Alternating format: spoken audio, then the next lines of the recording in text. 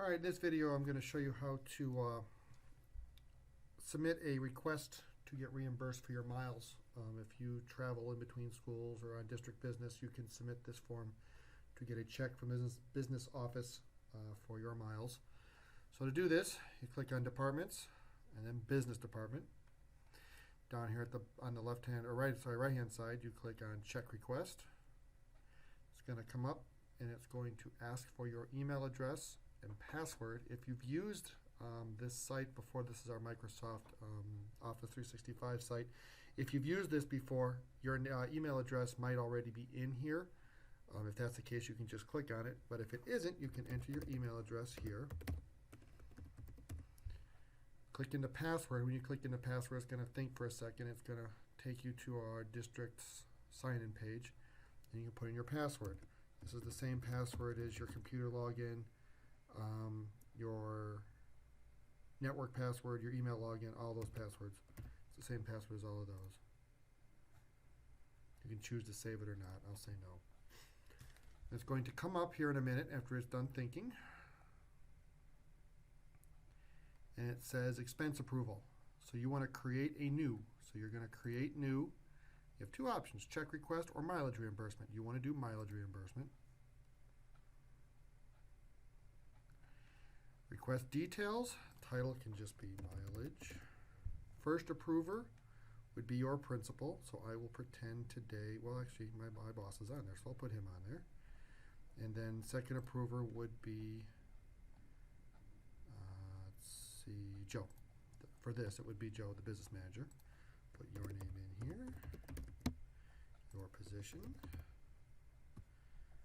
your school, I will pick admin, you would pick your building, and then you would click expense details. When you click expense details, down here it has your information. So let's say I gotta click here, double click, sorry. I will say back on December 1st, I traveled from admin building to, let's say, Maddock. Reason would be help desk tickets. Yours might be just around travel, meetings, miles, and there is a chart to put in the miles. Your office would have that chart, or the chart is around. If you know how many miles it is between the buildings, I mean, after a while you start to know admin building to Burbank is 1 mile, Burbank to Bird is 0.7 miles. I happen to know that admin to Maddock is 2.7 miles. I'm going to go drop down in. On that same date, I double click. I went from Maddock back to admin. Return trip, I guess. This is a free form text field, so you can put in whatever you want. 2.7 miles back.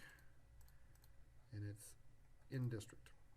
And you just keep going. You notice as you put them in, so let's say the next day, which was the 2nd, I went from the admin building to record, and maybe that was map testing. That was helping with map testing. That's 2 miles in district. And then maybe I went from, on that date, I went from McCord to Maddock. And I was also checking on map testing there. That's 0.7 miles. And that is in district. And then on that date, I went from Maddock back to admin. Return trip. 2.7 miles, and that's in district.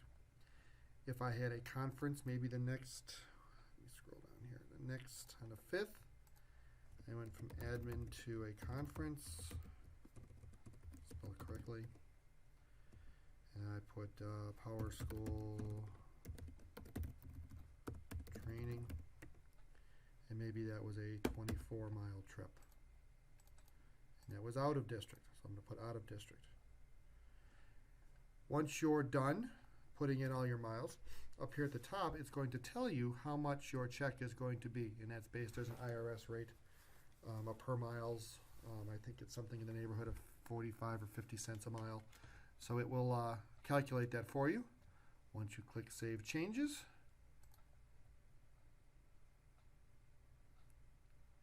it brings you back to the start page, and your request is done.